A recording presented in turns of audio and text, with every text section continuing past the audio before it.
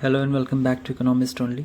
आज हम लोग डिस्कस करेंगे कि जो आपका JNCU का सिलेबस है उसके बारे में डिस्कस करेंगे, क्योंकि मोस्टली आपका इकोनॉमिक्स का एग्ज़ाम पास आ गया है।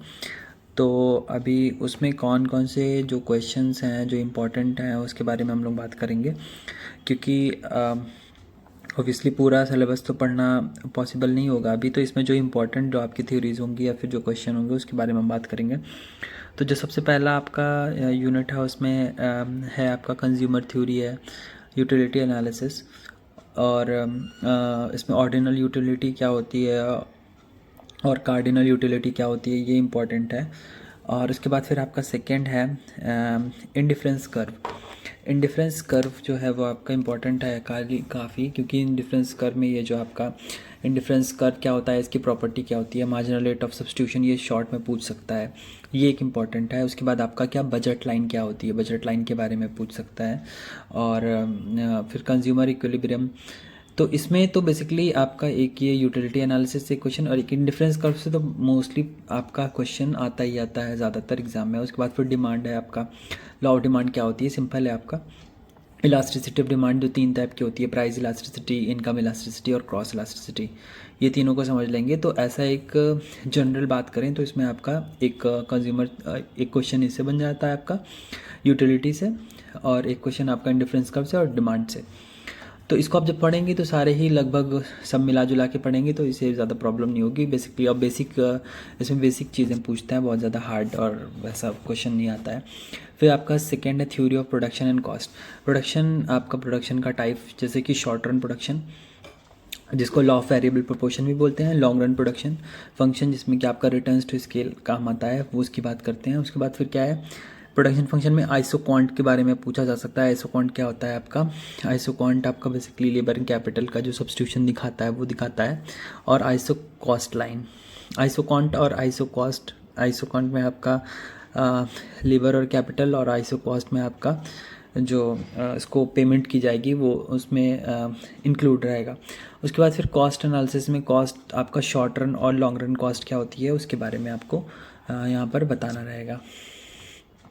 उसके बाद आपकी थर्ड यूनिट है theory of distribution. Basically theory of distribution क्या कहलाता है, बेसिकली आपका जो फैक्टर पेमेंट होती हैं, लैंड, लेबर, कैपिटल, एंटरप्रेन्योर और ऑर्गेनाइजेशन की जो पेमेंट होती है, जैसे कि लैंड पे हम रेंट देते हैं तो रिकॉर्डो की थ्योरी ऑफ रेंट है, क्वाजी रेंट है, मॉडर्न थ्योरी। उसके बाद आपका थ्योरी ऑफ इंटरेस्ट, जो हम इंटरेस्ट देते हैं तो इंटरेस्ट में 2 पार्ट में बढ़ जाएगा आपका, क्लासिकल थ्योरी आपकी और लिक्विडिटी प्रेफरेंस थ्योरी जो कीन्स ने दी थी।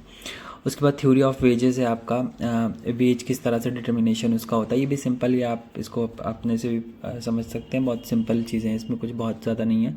उसके बाद थ्योरी ऑफ प्रॉफिट है, theory of profit, risk and uncertainty की थ्योरी जो आपकी शुम्पीटर की थ्योरी है, नाइट की थ्योरी अनसर्टेनिटी की।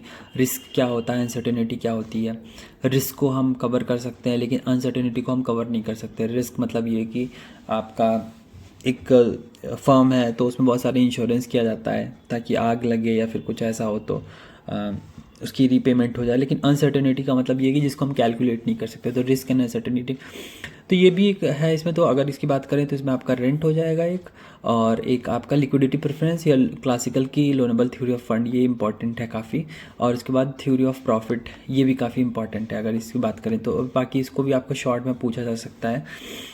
फिर उसके बाद मार्केट स्ट्रक्चर की बात करें तो मार्केट को आप 2 पार्ट में डिवाइड कर लेंगे कि एक आपका परफेक्ट कंपटीशन, दूसरा आपका इम्परफेक्ट कंपटीशन।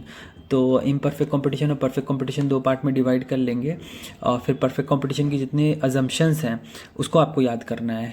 परफेक्ट कंपटीशन की जो जो अजम्पशंस हैं उसको याद करना है, और इम्परफेक्ट कंपटीशन की जो जो अजम्पशंस हैं जैसे कि no free entry and exit और नो परफेक्ट नॉलेज, इस तरह की जितनी भी चीज़ें रहती हैं वो आपको इसमें याद कर लेना है, ठीक। तो उसको 2 पार्ट। इसके बाद ये कि इसमें आप परफेक्ट कंपटीशन और इम्परफेक्ट कंपटीशन में 2 जो ग्राफ बनते हैं सिंपल, आपका नॉर्मल प्रॉफिट का, उसके बाद आपका जो एक्स्ट्रा प्रॉफिट है या सुपर नॉर्मल प्रॉफिट है या फिर लॉस की बात करते हैं, ये 3 ग्राफ एक साथ बनेगा परफेक्ट कंपटीशन का, और दूसरा आपका इम्परफेक्ट कंपटीशन का भी इसी तरह से ग्राफ बन जाएगा। तो ये सिंपल है आपका, इस तरह से ये आप इसको कर सकते हैं। तो मोस्टली अगर बात की जाए तो यहाँ पर आपका क्या है कि थ्योरी ऑफ पहले में आपका यूटिलिटी की theory, cardinal, ordinal, indifference curve एक इंपॉर्टेंट है, डिमांड एनालिसिस जो है वो एक इंपॉर्टेंट क्वेश्चन है, डिमांड के बारे में क्वेश्चन पूछा जा सकता है। प्रोडक्शन फंक्शन से आपका लॉ ऑफ वेरिएबल प्रोपोर्शन मतलब शॉर्ट रन और लॉन्ग रन की बात कर सकता है इसमें। आइसो क्वांट क्या होता है, आइसो कॉस्ट क्या होता है, इसको देख लीजिएगा। उसके बाद थ्योरी ऑफ रेंट की बात करें तो रिकॉर्डो की थ्योरी, कीन्स की जो थ्योरी है लिक्विडिटी प्रेफरेंस की वो, क्लासिकल की थ्योरी जो है वो, क्लासिकल की कीन्स की दो थ्योरीज है, सिंपल थ्योरीज हैं, इसको आप अच्छे से समझते हैं। और theory of marginal productivity, theory of wages. तो इसकी बात करें तो इसमें आपका बेसिकली रिकार्डो का rent theory, classical theory of rent, classical theory of interest, liquidity preference theory और प्रॉफिट थ्योरी, एक ये क्वेश्चन। उसके बाद मार्केट स्ट्रक्चर की बात करें तो मार्केट को आप दो पार्ट में डिवाइड करके परफेक्ट कंपटीशन और इम्परफेक्ट कंपटीशन, फिर इम्परफेक्ट कंपटीशन के क्या फीचर्स होते हैं, परफेक्ट कंपटीशन क्या फीचर्स होते हैं, क्या क्या चीज़ें होंगी इसमें। तीन ग्राफ जो होगा आपका प्रॉफिट का, नॉर्मल प्रॉफिट का, सुपर नॉर्मल प्रॉफिट का, ये तीन ग्राफ इधर, और तीन ग्राफ इम्परफेक्ट कंपटीशन में normal profit, super normal profit और सुपर नॉर्मल लॉस, तीन ग्राफ इधर। बाकी आपके जो अजम्पशंस हैं उसको याद कर लेंगे। तो ये एकदम